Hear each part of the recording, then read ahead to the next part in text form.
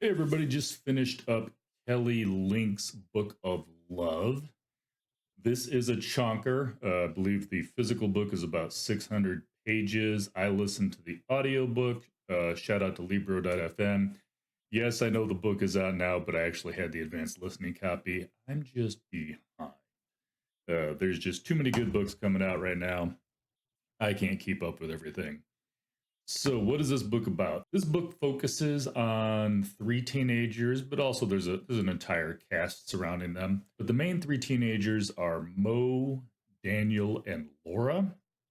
Laura has a sister that used to date Daniel, so she's a big part of this. Mo and Laura are also pretty good friends, as well as Laura has a crush on one of Mo's best friends. So everybody's interconnected.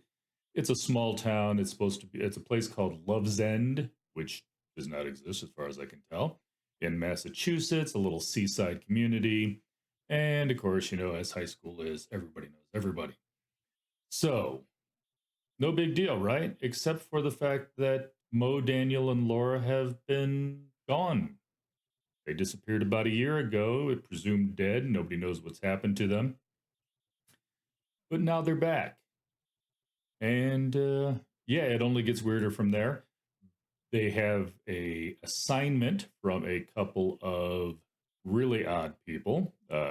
Not to give this is all first chapter stuff for the most part, so I'm not giving anything away here. Their music teacher just happens to be, hundreds of years old at a minimum, could be thousands, but I believe it's hundreds. And he's a little bit more than he thought or they're expecting. And also Susanna, Laura's sister, her childhood imaginary friend is also hundreds of years old, and he's a real guy. They're actually almost two sides of the same coin.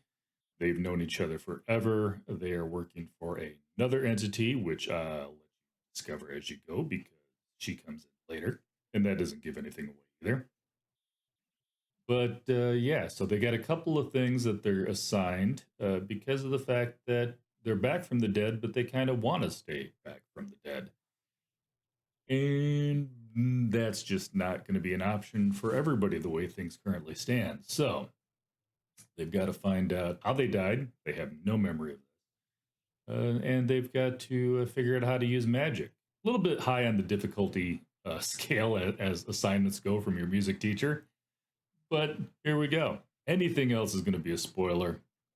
I'm going to tell you right now the plot of this book and the prose were actually pretty decent.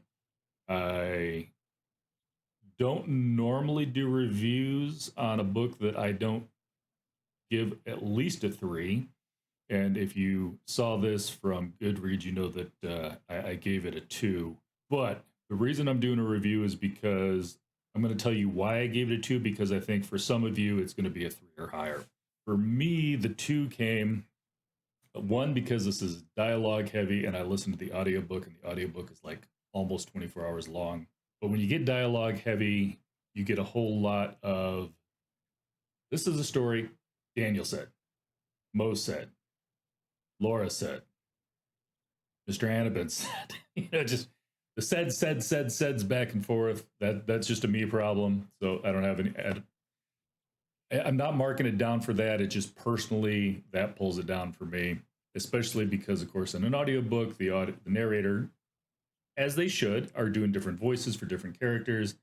But then the saids are always, in that straight, flat, whatever narrator voice they're using, and it just kind of makes it herky jerky for me.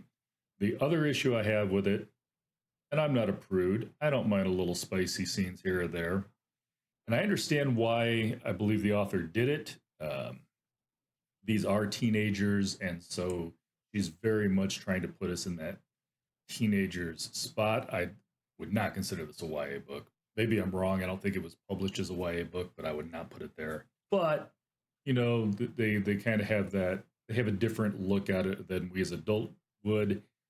And to me, a lot of the sex scenes, they're very, very raw, I guess, as the word that I would put for it. Again, I don't mind a little, romance or spice or whatever in the thing, but I just don't need to know how well lubed up somebody's rear entrance was.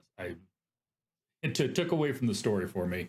If that does not bother you, then this book is easily a 3. Some of you might even have it a 4. I'm not sure about a 5. I'm sure somebody in Goodreads has it a 5. Don't get me wrong. I don't think that everybody has to have the same opinion as I do, which is kind of why I'm putting this out here. Like, again, I made this as a 2, but like I said, if you took out those raw sex scenes for me, at least the way that they're handled, easily a 3.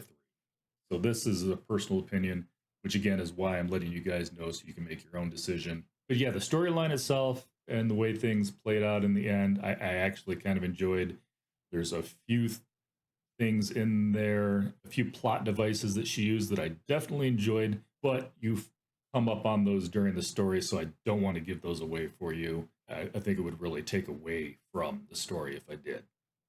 So make up your own mind. Just let you know if you're not a big fan of the more raw type sex, and I don't mean raw as in like they didn't get super graphic.